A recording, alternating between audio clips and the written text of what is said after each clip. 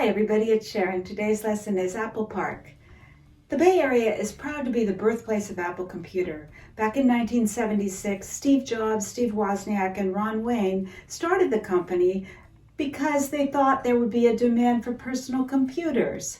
But Ron Wayne got cold feet very early on and sold his 10% stake of the company back to the two Steves for $800.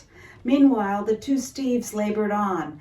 They worked mostly out of the garage of Steve Jobs' family home, assembling and putting together the computers that were first sold. They grew very fast. In fact, they were very soon looking for office space in the nearby town of Cupertino, and they found it in several locations and grew from there. Cupertino remained their home over the years in a variety of locations. And when Steve Jobs was out of the company built a brand new research and development facility off of Mariani Drive. This is what we call today One Infinite Loop. Steve Jobs returned to Apple in 1997 and he made this the headquarters. One Infinite Loop is still there today and still has Apple employees, but it was always Steve's intention to build an even better office complex for his employees. And he was on the hunt for the right piece of property.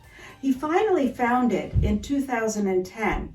It was a 178-acre parcel being sold by Hewlett-Packard for $300 million as he hired his favorite architect, Norman Foster, to design this super site office complex.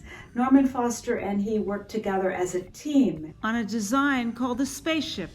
It's made of glass and steel, and it's 4 stories high. It can house as many as 13,000 employees in its 2.8 million square feet. It was rumored to cost $5 billion.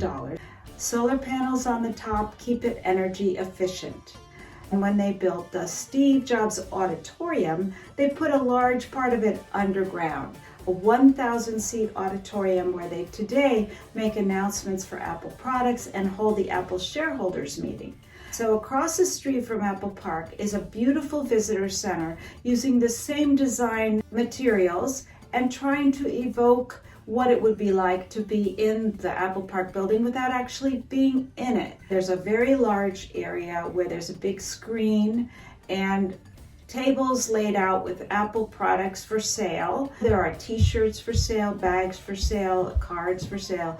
And if you'd like to have a coffee, you can go down to the Cafe Max at the one end of the building where they have seating as well as a coffee and hot chocolate and snacks. On the opposite side, there's an augmented reality table. Someone will hand you an iPad, and with that iPad, you can look at the table and it will come to life. It will show you more about the building, some of the features. It will also show you the solar arrays and the air flows that occur within the different buildings. Notice the curved glass on the Apple Park Visitor Center. It's the same design as your Apple iPad or Apple iPhone. It's the round rec. Notice the beautiful staircase, which is so sculptural and it seems to float. It doesn't seem to even be attached to the wall.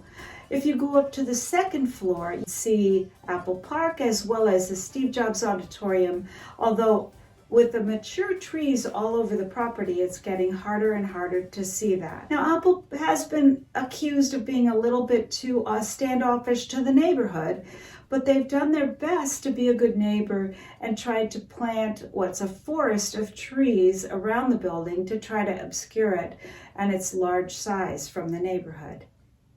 Catch you later. Bye.